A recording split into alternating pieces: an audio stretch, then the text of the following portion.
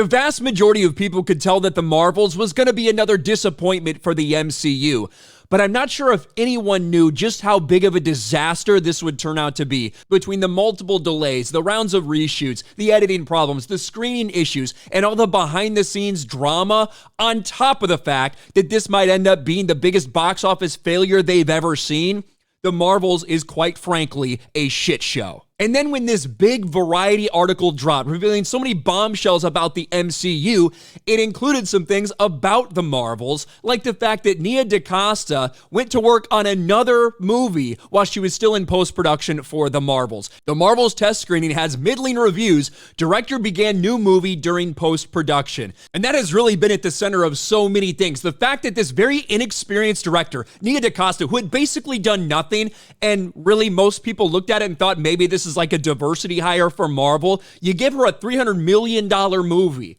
and she doesn't see it all the way through before starting another project. And there's been so much drama surrounding it that now Nia DaCosta has been forced to respond to all of these reports. Nia DaCosta responds to claim she left post-production of The Marvels in a new interview. And let's listen to her explain this situation. But for me personally, it was literally just that they moved the date of the film 4 different times. And so instead of it being a 2-year process, which I was deeply committed to, it became a 3.5-year process. So every time the date moved, and they knew the entire time that I had an obligation, a greenlit movie with people who were waiting for me. And I pushed that, and I pushed it again, and then I pushed it again. And then eventually we all knew, like, okay, if this pushes again, I'm not going to be able to be in LA to do the rest of this in person. So we just figured out a way to like do it remote. We figured out the best process. And actually at the time that I left to go to London to start prep on my next film, everyone was so clear about what the film was, what we wanted. Everyone knew what I wanted. So it really wasn't the dramatic sort of thing that I think people are feeling like it is. So. Well, it might not be as dramatic as you think people think it is, Nia DaCosta, but what she just explained is exactly what most normal people took from the Variety article. And there's people out there, Variety needs to apologize for what they said. Think about what Variety ran. This is what they ran. Then eyebrows were raised when DaCosta began working on another film while The Marvels was still in post-production. The filmmaker did not respond to this. Quote, if you're directing a $250 million movie, it's kind of weird for the director to leave with a few months to go, says a source. You know how most people interpreted that? They interpreted it as she didn't leave Marvel or anything like that, but she wasn't there for post-production a lot of the time. She was splitting her time with another movie. In fact, I'll fucking show you right now what most people should have interpreted as, because this was my reaction when all these headlines were flying. Nia DaCosta left the movie while it was in post-production.